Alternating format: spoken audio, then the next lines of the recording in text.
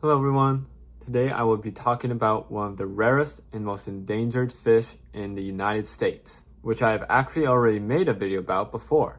The reason I am talking about this species again is because I now have a policy proposal on how to save this species, along with more information to share about this species and how it is threatened with extinction. The species I am talking about today is the Alabama sturgeon, a species of fish only found in the Alabama and Cahaba River, and has not been seen by human eyes since 2004. To further emphasize how endangered this species is, the Alabama sturgeon is critically imperiled according to Nature Serve Explorer's database and listed as critically endangered under the IUCN Red List.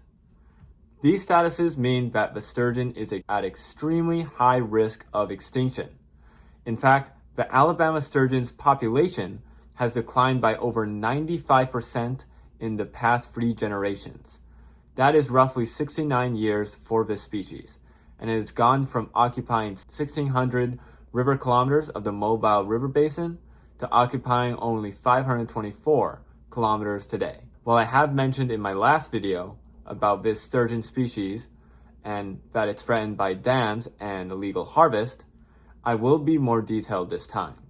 While historically overharvesting was the cause of decline for this species, the Claiborne and Miller's Ferry Lock-in Dam are currently the main threat to this species and has prevented this species from recovering. These 2 dams essentially prevent the populations of the Alabama sturgeon from producing viable offspring or even reaching their spawning grounds. Alabama sturgeon are not the only species affected by these dams. These dams have also reduced the occurrences of other fishes like darters, chubs, and shiners, which are an important food source for the Alabama sturgeon.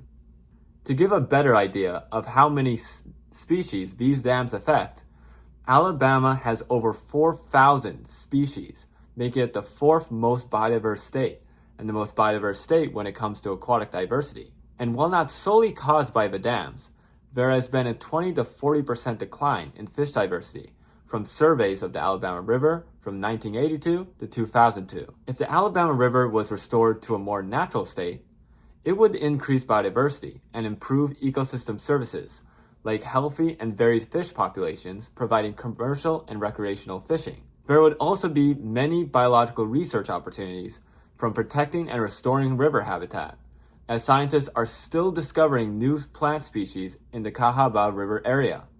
While the Alabama sturgeon is federally endangered and has a conservation agreement and strategy plan that has goals like establishing a breeding program, there sadly has been no success with this breeding program. And with how small the wild population is now, there will likely be no other mature individuals found that could supply this breeding program. In order to protect this species and many more in the Alabama River Basin from extinction, permanent fish passages should be implemented to the Claiborne and Miller's Ferry Lock-in Dam. The U.S. Corps of Engineers can assist with building the passage, and the legal protections of the Alabama sturgeon under Endangered Species Act should warrant such a project going through.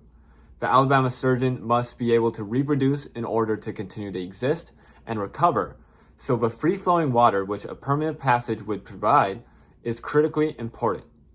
Permanent fish passages would also improve fisheries and the naturally significant aquatic diversity of the Alabama River Basin. Here are my sources.